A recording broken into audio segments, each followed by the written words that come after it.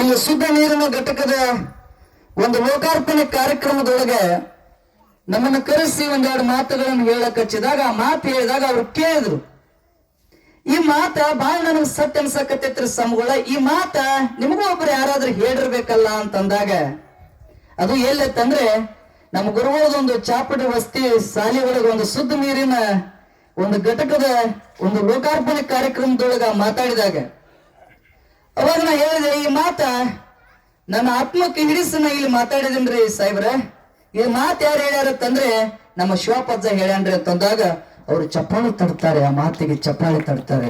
ಯಾವ ಮಾತು ಅಂತಂದ್ರೆ ಅವ್ರು ಹೇಳ್ತಿದ್ರು, ಗುರುಗಳ ಆ ಮಾತು ಹೇಳಿ ಹೊಟ್ಟೆ ತುಂಬ ಉಣಿಸಿ ನಾನು ಅವತ್ತೊಂದ್ ದಿವ್ಸ ಇಲ್ಲೇ ವಸ್ತಿ ಇಟ್ಕೊತಿದ್ರು. ಯಾಕಂತಂದ್ರೆ ಬರೀ ಏನು ಮಾತಾಡ್ತಿದ್ದಿಲ್ಲ, ಅವ್ರ ಅಧ್ಯಾತ್ಮನ ಮಾತಾಡ್ತಿದ್ರು, ಗುರುವಿನ ಬಗ್ಗೆನ ಮಾತಾಡ್ತಿದ್ರು. ಹೆಂಗ್ರಿ ಯಡಿಯೂರಪ್ಪಜ್ಜ ಗುರುವಿನ ಬಗ್ಗೆನ ಮಾತಾಡ್ತಿದ್ರು. ನೋಡ್ರಿ ಸ್ವಾಮಿಗಳ, ಶಾಸ್ತ್ರಾಭ್ಯಾಸ ಕಲಿಬೇಕಾಗಿತ್ತಂದ್ರೆ ಸಿದ್ಧಾರೂಢರ ಮಠಕ್ಕೆ ಹೋಗ್ಬೇಕ್ರಿ. ಸಂಗೀತ ಕಲಿಬೇಕಾಗಿತ್ತಂದ್ರೆ ನೀವು ಇದ್ದು ಬಂದಿರಲ್ಲ ಮಠ ಪುಟ್ಟಯ್ಯಜರ ಮಠಕ್ಕೆ ಹೋಗ್ಬೇಕ್ರಿ. ನೀತಿ ಕಾಲ ಧ್ಯಾನ ಮಾಡಿ ದೇವರಾಗ್ಬೇಕಾಗಿತ್ತಂದ್ರೆ ಇಂಚಗೇರಿ ಮಠಕ್ಕೆ ಹೋಗ್ಬೇಕ್ರಿ. ಮನಸ್ಸಿನ ಮೈಲಿಗೆ ಅಂತ ಹೋಗ್ಕೊಂಡು ಸದಾ ಭಕ್ತಿ ಒಳಗಿರ್ಬೇಕಾಗಿದ್ರೆ ಯಕಂಚಿಗೆ ಬರ್ಬೇಕ್ರಿ. ಅಡಿಯಪ್ಪನ ದರ್ಶನ ಮಾಡ್ಬೇಕಂತ ಹೇಳ್ತಿದ್ರು ಅವರು, ಅಡಿಯಪ್ಪನ ದರ್ಶನ ಮಾಡ್ಬೇಕಂತ ಹೇಳ್ತಿದ್ರು. ಇವೆಲ್ಲ ಮಾತುಗಳು ನೆನಪಾಗ್ತವೆ. ಯಾಕಂತಂದ್ರೆ ಇವತ್ತಿನ ದಿವಸ ಅವ್ರ ಪುಣ್ಯ ಸ್ಮರಣೋತ್ಸವ, ಅವ್ರು ಮಾಡಿರ್ತಕ್ಕಂಥ ಪುಣ್ಯದ ಮಾತುಗಳನ್ನ, ಅವ್ರು ಮಾಡಿರುವಂತ ಪುಣ್ಯದ ಕಾಯಕದ ಬಗ್ಗೆ, ಅವ್ರು ಮಾಡಿರುವಂತ ನಿತ್ಯ ನಿಯಮ ಉಪಾಸನ ಯಾವತ್ತೂ ಕೂಡ ಏನಪ್ಪಾ ಅಂತಂದ್ರೆ ಅವ್ರ ಗುರು ಸದ್ಗುರುನಾಥನ ಒಂದು ಸ್ಮರಣೆಯಲ್ಲಿ ಇರ್ತಕ್ಕಂಥವ್ರೆ ನಮ್ಮ ಶಿವಪಜ್ಜ ಅಂತ ನಾ ಈ ಸಂದರ್ಭದಾಗ ಹೇಳಕ್ ಇಚ್ಛಾ ಪಡ್ತೀನಿ. ಆತ್ಮೀಯ ಬಂಧುಗಳೇ, ಅಪ್ಪ ಅವ್ರು ಹೇಳಿದ್ರು ಗಿರ್ಮಲ್ಲಪ್ಪ ಮಹಾರಾಜರದು ಸಂಗಯ್ಯಪ್ಪನ ಬಗ್ಗೆ ಒಂದೆರಡು ಮಾತಾಡ್ರಿ ಅಂದಾಗ ಟೈಮ್ ಬಾಳ ಆಗೈತ್ರಿ ಅಪ್ಪ ಅವ್ರು. ಒಂದೆರಡು ಮಾತನ್ನ ಮುಗಿಸ್ತೀನಿ. ಸಂಗಯ್ಯಪ್ಪನವರು ಗಿರ್ಮಲ್ಲಪ್ಪ ಮಹಾರಾಜರಿಂದ ಉಪದೇಶ ತಗೊಂಡು, ವಿಮಲ ಬ್ರಹ್ಮ ಸ್ವರೂಪಿಗಳು ಸಂಗಯ್ಯನವರು ತಗೊಂಡಾಗ ಸಂಗಯ್ಯನ ಅಣ್ಣ ನೀಲಯ್ಯ ಶಿವಲಿಂಗಯ್ಯ ಏನಪ್ಪಾ ಅಂತಂದ್ರೆ ಸಂಗಯ್ಯನವ್ರು ಮಠದವ್ರು ಅವರು ನಮ್ಮ ಶೆಟ್ರು ಬಹಳ ಸುಂದರವಾಗಿ ಮಾತಾಡಿದ್ರು. ಅವಾಗ ಒಂದ್ ಸ್ವಲ್ಪ ಏನಪ್ಪಾ ಅಂತಂದ್ರೆ ಭಜನದಾಗ ಹೇಳ್ತಾರ ನೋಡ್ರಿ, ಜಾತಿಯ ಅಭಿಮಾನ ಬಿಟ್ಟರೆ ಬಹುಮಾನ ಸಾರಥಿ ಓದು ಶಾಸ್ತ್ರ ಪುರಾಣ ಅಂತ ಹೇಳ್ತಾರೆ.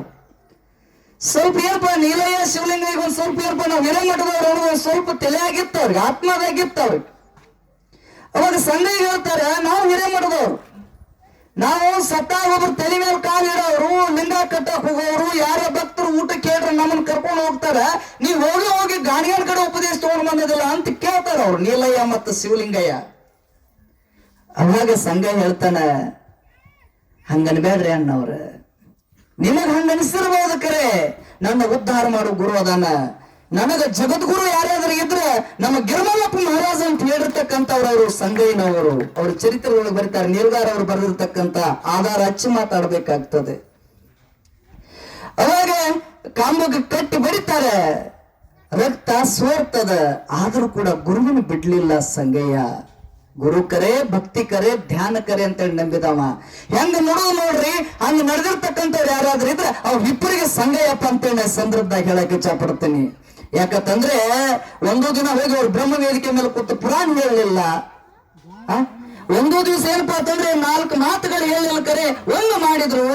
ನನ್ನ ಗುರು ಗಿರ್ಮಲ್ಲಪ್ಪ ಉಪದೇಶ ಕೊಟ್ಟ ನನ್ನ ಬಳಕ ಕಾಯ ವಾಚ ಮನಸ್ಸನ್ನು ಶುದ್ಧವಾಗಿಟ್ಟುಕೊಂಡು ಸೇವಾ ಮಾಡಿ ನಾ ಧನ್ಯ ಆಗ್ಬೇಕು ಅನ್ನೋದು ಅವನ ತಲೆಯಾಗ ಒಂದೇ ಇರ್ತದ, ಸಂಗಯ್ಯನ ತಲೆಯಾಗ.